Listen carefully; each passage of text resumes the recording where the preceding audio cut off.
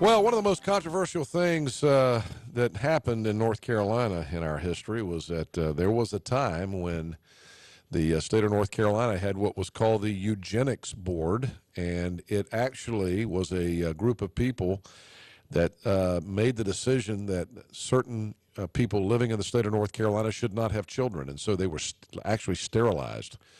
It was the North Carolina Eugenics Board, and of course, over time, those folks have come to want to sue the state of North Carolina. There's been a lot of discussion about how they should be compensated. It really kicked up about 24 months ago. A lot of the folks actually were in eastern North Carolina and are still with us today. The reason for them being sterilized was stated that they should not have children because of mental illness or emotional problems or things like that. And of course, now today we have a much different way of treating those illnesses, and don't discriminate against people like that like they did back in the day.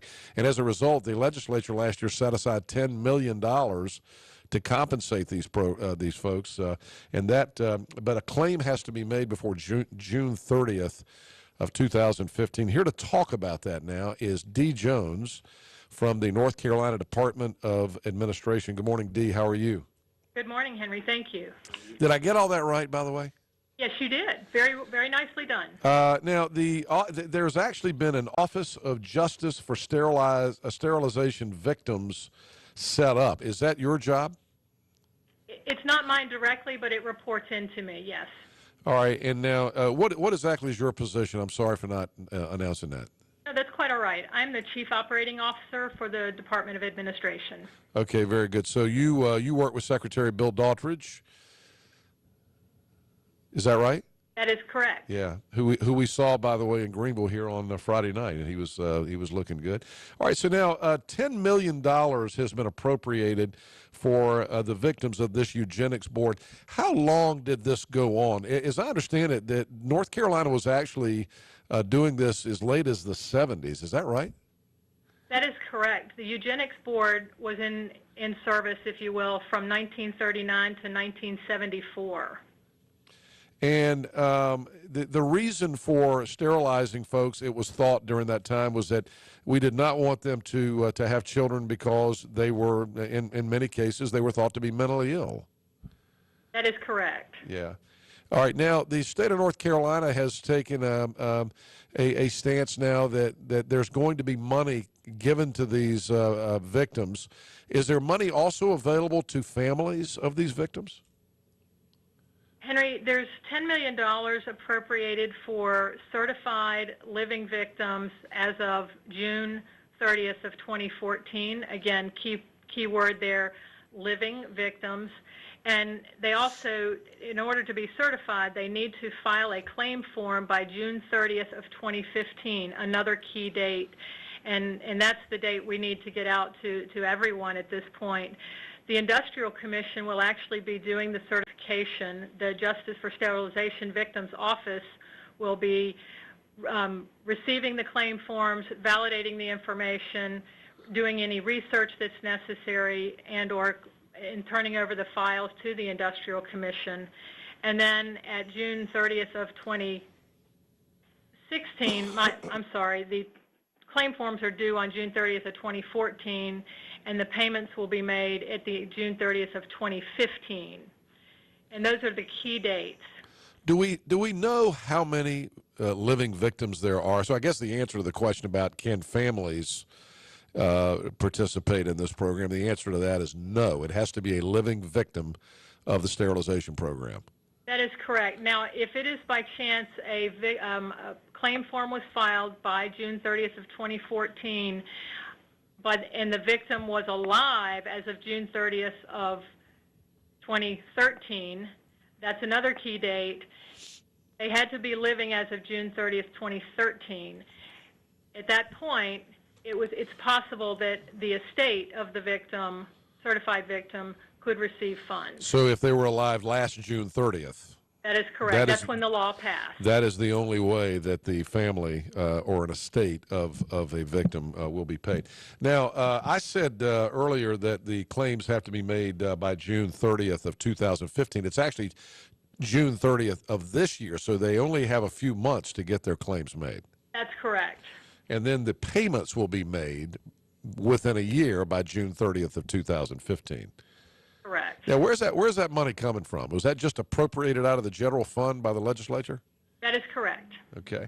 And how again, we don't know how many living victims there are, but were most of these people who were victims of this, were they females? Were they males? Were they both?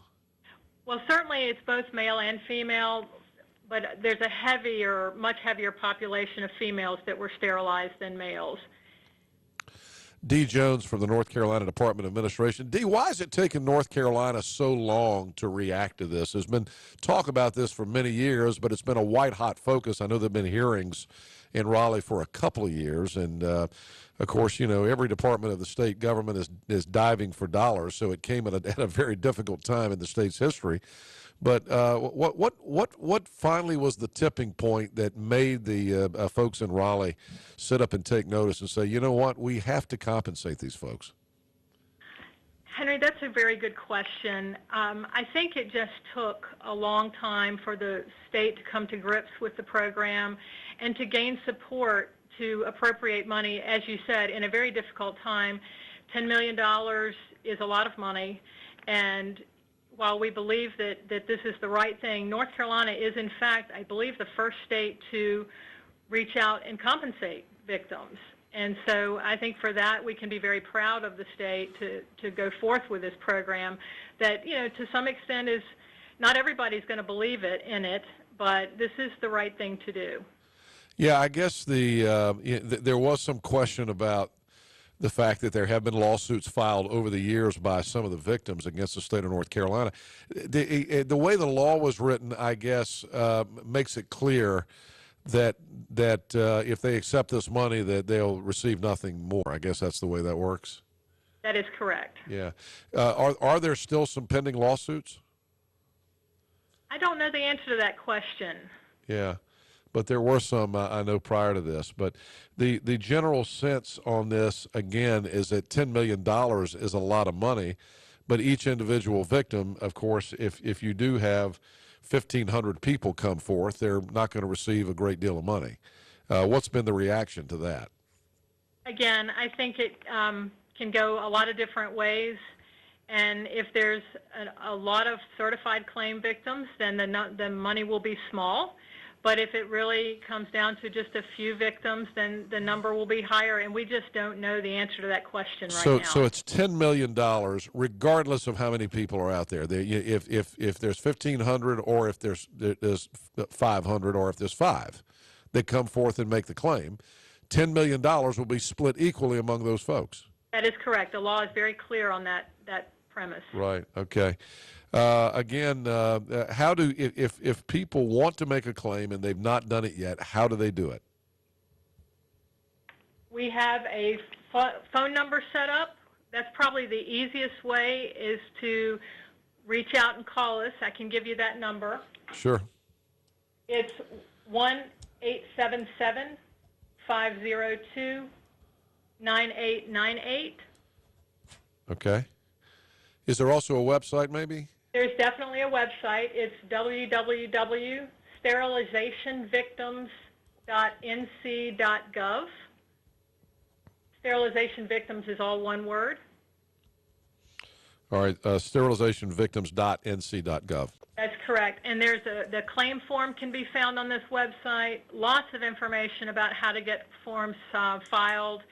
And again, the deadlines are real critical. The claim form is due June 30th of 2014. That is in just a few months. Now, one of the things I see in the notes that were sent to me by your office is that the governor's task force was to determine the method of compensation for victims of the eugenics board. The report submitted in January of 2012 recommended, among other recommendations, that all living victims should be compensated $50,000. But based on what you've told me, that's not the way it is actually going to be handled, right? That is correct. I think the General Assembly felt the need to not have this an open-ended amount of money, but rather to cap it. And as it turns out, it could end up being very close to that amount. We'll just have to wait and see. Now, you mentioned other states. North Carolina is the first state to actually reach out to victims and compensate them. I guess this was a fairly accepted practice back in the 40s, 50s, and 60s, right? Yes, it was. Yeah. And we've come a long way since then. So, again, as you say, it's the right thing to do, and these folks will receive a little compensation. Yes, sir. Or maybe a lot. It depends on how many people come forward. All right. Anything else we need to know, Dee? Again, I might stress the due date coming up, June 30th of 2014, for those claim forms to be in. And just by reaching out to, calling the toll-free number or checking out our website, very important. Lots of information on those through those two avenues, and we can help you out. All right. Thank you very much. We appreciate you being on this morning. Thank you. All right. Dee Jones from the North Carolina Department of Administration. And again, the sterilization compensation program underway. And if you want to make a claim, you've got to do it here in the next few months before June 30th.